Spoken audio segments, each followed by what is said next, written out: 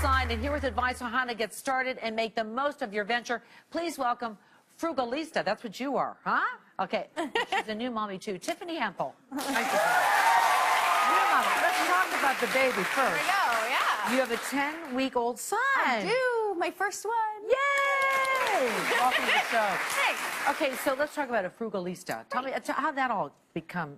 It just sort of came to be when I've always lived on a budget. Yeah. And so living in Toronto, obviously it's expensive, especially when you're starting out. Yes. And I was, as most people are, paying off student loans and trying to save money for a house and all those kinds of things. And so I was just living on a budget. Friends kept asking how I was doing it, where I was going. And I started this little site called She's So Savvy, which is about how to live on a budget. Right. And it just grew from there. And it's been about 4 or 5 years now. Good for you. So they were asking you because they're saying, how does she do all this stuff? Right. And yet still have a fun life? Right.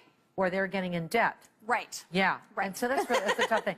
Well, you know what? It's kind of a cool thing now, I think, to save money. It didn't used to be that way. No, which is really nice. Nice change. It really is. Direct sales. Let's talk about direct sales. Right. People go into direct sales and they think like, oh, this is so great. I'm going to make some easy money. It's never easy money. It's still work. It's still hard. Right. But if you find something you like and you find something you're passionate about and you're excited about, then it just becomes second nature. Well, let's go take a look at Sounds this good. for a minute. If we can do that, can we do that? These are the ones that she recommends. Okay. First up is Arbonne. Uh-huh. So Arbonne, I'm sure a lot of you know about. It's incredibly popular right now. The startup fees on these is really, really low. So, I mean, you can start with a starter package of $95. You can go all the way up to $2,500. And you'll note that amongst all of these direct sales companies. Sometimes you can get in as low as $40. Sometimes it's as high as $25. It's a matter of what financial investment you're actually comfortable with.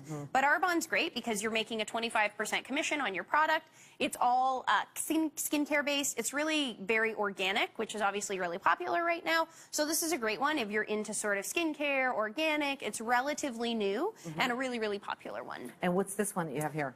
So this one's Rodan and Fields. This one's interesting because this one was started by the women who started Proactive. Oh, yeah. So this was actually sold at Nordstrom's for a while, just as a high-end skincare line. They decided to pull it in 2007 and actually bring it into direct sales marketing.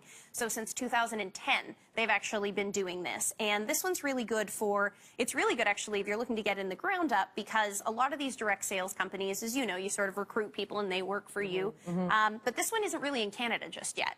So this is a really good one if you're starting to look at sort of the ground floor. And again, skincare based. Are you worried that you're telling people all these little things? No. Okay. Oh, the entry price on this one, sorry, is $45 up to $1,000. So again, there's a huge gradient scale there. And then over here. I'm sure a lot of you are also familiar with Stella & Dot. Again, very, very popular. Really fun, chunky jewelry that is obviously super in right now. Entry level on this is $200, but right off the bat, you get a $350 gift certificate.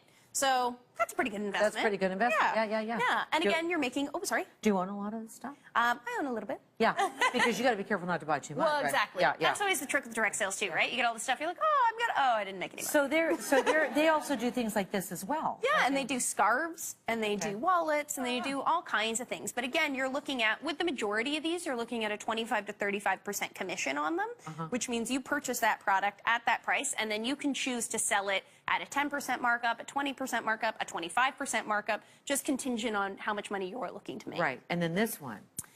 Finally, this is New Skin. It's only $35. And you can, again, there's sort of a gradient scale, but the commission on this is 25% as well. Wow.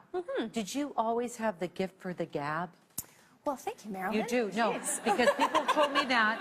You're so good. I want each and every one of these items. Great deal. Like, honestly, like, let's have a seat. But, like, did you always, like, you have no fear. Like, you're fearless. My entire family's in sales. So, are they? Yeah. Oh, okay, all right. I recall when my mom was, when I was little, actually sitting under conference tables at sales shows.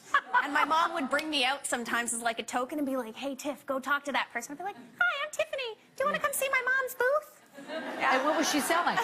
She was selling university textbooks. Oh, my gosh. So it comes by you naturally. Okay, Jen is in the audience. Jenny, how are you? Nice to see you. You are direct sales entrepreneur who needs some advice. So I have to ask you, what is your question?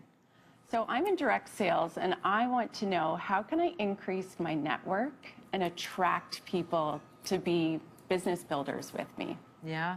That's a great question. That is a great question. Yeah. The first tip is you want to use your digital network. So we're all very digitally connected now. Twitter, Facebook, LinkedIn, Instagram. I mean, there's a plethora of other ones. But the reason I say use your digital network is because those are the people you might not see every day. So you want to reach out to those people, explain to them what you're doing, and then you want to try to suggest, can we get together for coffee? Can we get together? It doesn't have to be expensive. I'll buy a $3 coffee and just explain to you what I'm doing and how I think it can help and benefit you.